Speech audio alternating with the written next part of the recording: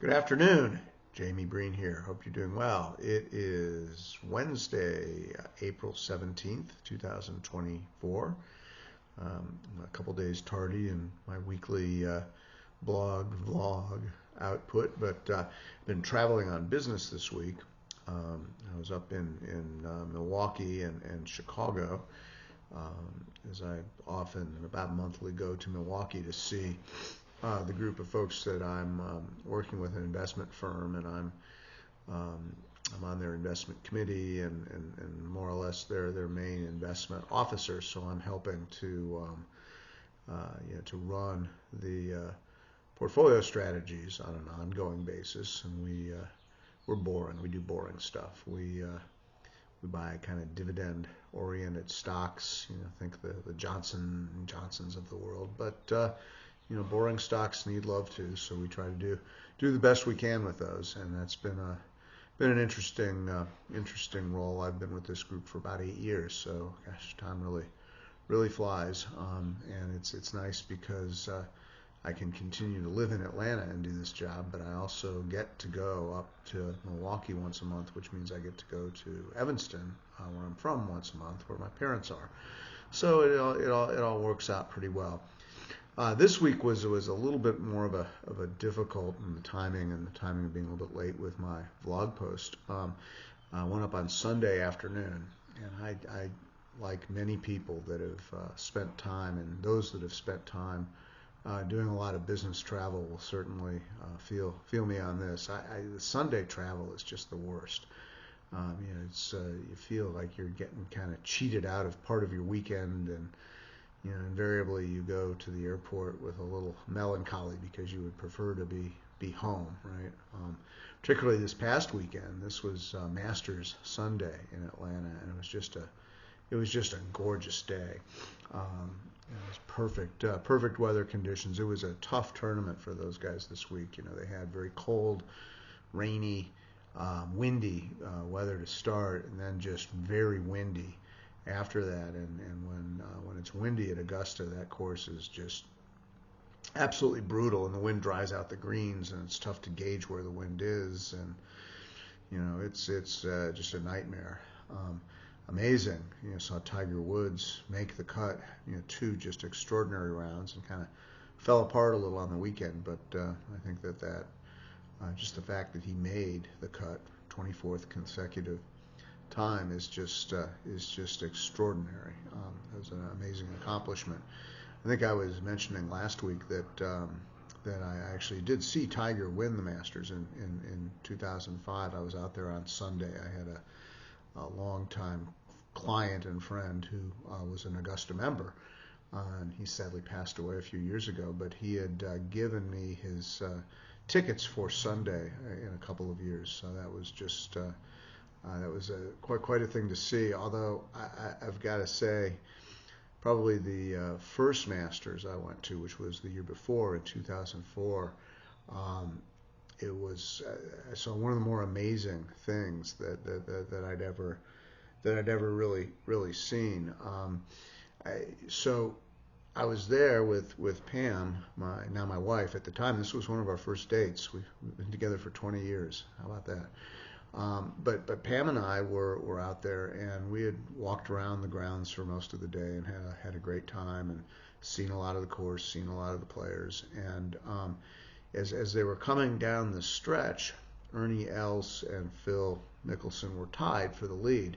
And had they tied after the 18th hole and gone to a playoff, they would have come back to the 18th tee, and that's how the playoff would have commenced. I think they do the 18th twice, and then they maybe go to the 17th. I don't know, but there's certainly they would have come back to the 18th tee for the first playoff hole.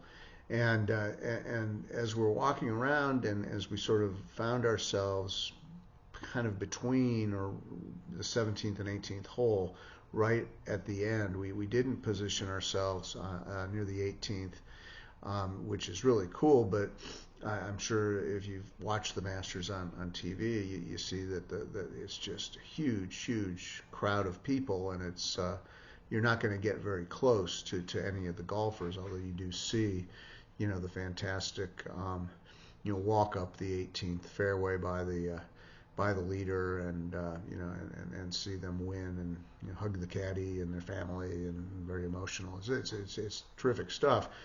But we had decided that we would be kind of better positioned between 17 and 18, particularly if they came back to the 18th for a playoff hole. And you get very close to the golfers. I mean, you're right there where we were standing. They walked right past us when they finished the 17th hole on their way to the 18th tee. And it's being this a vlog being made by an old fart, for old farts. Most of you that are watching this might remember the 2004 Masters when Phil Mickelson won his first major. At the time, he was the player that had the sort of ignominy of the best player to have never won a major. I guess not sure who that would be right now. Ricky Fowler maybe? I don't know. Tommy Fleetwood. I'd like to know what you think. Anyway, so Phil had yet to win a major, much less a Masters tournament, and they were tied going into 17. And Phil made a 25, 30-foot putt on 17 to save par. He'd gotten in trouble, as he often did, and managed to scramble, get the ball on the green, and make a long par putt. And Els missed a relatively short par putt, so now Phil is one stroke up going into the 18th hole. And as they walked off the green and right past us, Ernie Els came off the green, and his shoulders were slumped over, and his body language was terrible, and he sort of was very clearly upset and disappointed with what he had just done, and really the body language was so bad. And then Phil comes walking off the green with this kind of goofy, shit-eating grin on his face, and I mean, it was like an aura was around him. And as I saw him, I knew that there was not going to be a playoff. Phil had won. I mean, he was sort of it was one of the more amazing kind of body language, and as I say, it was almost like an aura was around him as he walked on air, really, to the next tee.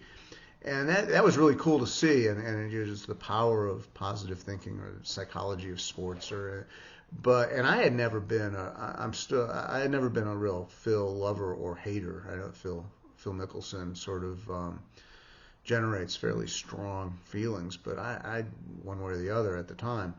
But one of the things that what happened as he's walking off, walking between, sort of with a shit-eating grin on his face. Standing next to Pam and I are a father and like a 10, 11-year-old son, father and son standing there next to us. And as Phil walks by, he flips the ball from 17 that he had just played. He flips the ball to the kid and smiles at him as he walks by. It's just amazing. And that kid was Scotty Scheffler. No, it's just some rando kid. But it was such a cool moment, and I've always kind of rooted for Phil ever since then. I just it was an amazing guy probably in his best moment, and he had enough kind of awareness of his surroundings to do that. I had to have made the kids year, and certainly made the father's year. So anyway, that was a very, very cool moment out there at the Masters. Watched this year's Masters. Watched Scotty Scheffler just dominate the back nine. Watched it largely on the airplane on the way to Chicago.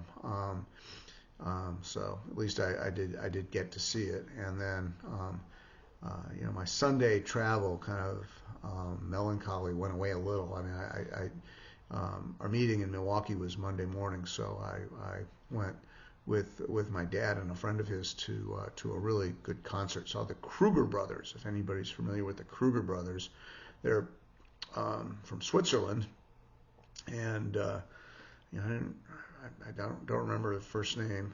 Oleg 1 and Oleg 2, but the banjo brother is like every bit the banjo player that like Bela Fleck is. Probably one of the 2-3 best banjo players in the world, and we saw them in a very small, intimate venue space in Evanston, which just like the great swimming pool that Northwestern now has. They didn't have we swam in a 20s dungeon, and there was no intimate music venue showcasing national act. Well, there was when I was in high school, called Amazing Grace, and then it got shut down because they didn't pay their rent. And but now they have there is a great venue again in Evanston Space, so I was able to do that. So anyway, that's my story on the Masters and Phil, traveling on Sundays. But I don't mean to bury the lead. 20 years with my sweetie. It was one of our first dates, and we married then in August. We married in June of 2005, so 19 years ago. Been together 20 years. So anyway, that's sort of why I'm late this week.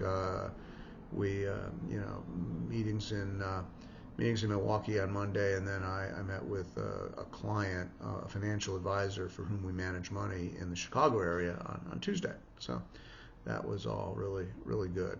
And anyway.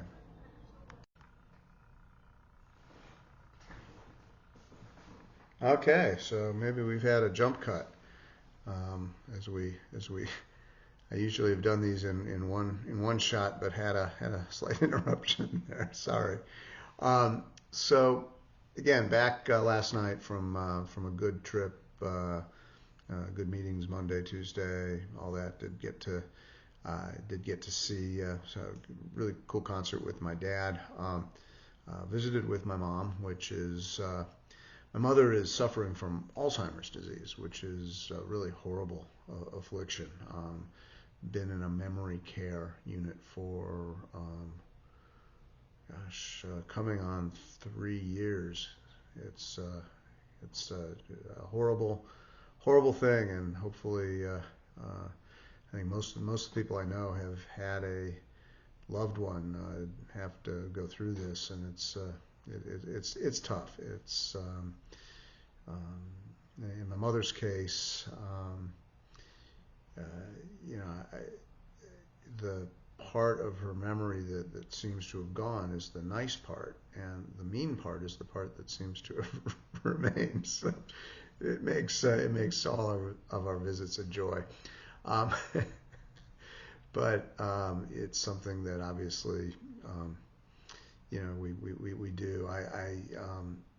I'm pretty sure that she does not know who I am at this point. Which is sad, but I mean it's part of life, and we just have to persevere.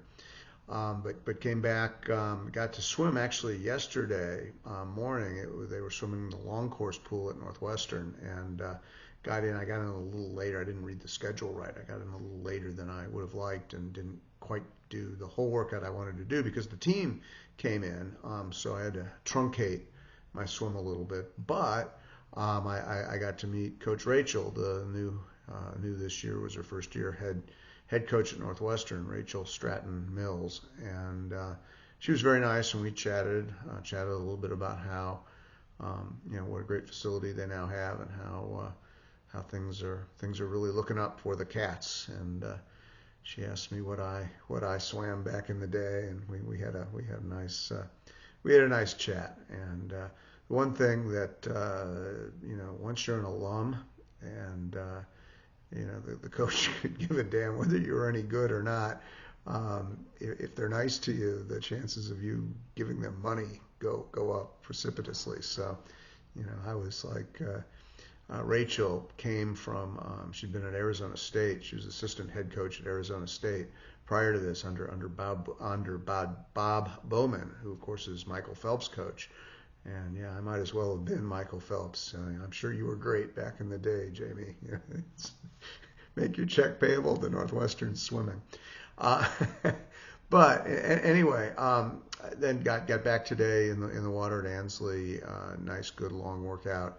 Leanne, our coach, is I'm swimming the 200 IM, as I think I've mentioned at the Masters Nationals, and my breaststroke has been for years a weak link in my IM, and so We were working pretty hard on that today. Did a lot of work on backstroke last week. So, doing stuff probably that I wouldn't do left to my own devices. And so that's always a good thing, and the sign of really a good coach. So anyway, that's jump cut and all that encapsulates the week. Just in hard this week, swimming, body 20, all of it, just trying to keep the train rolling. Everyone have a great week, and look forward to talking again soon.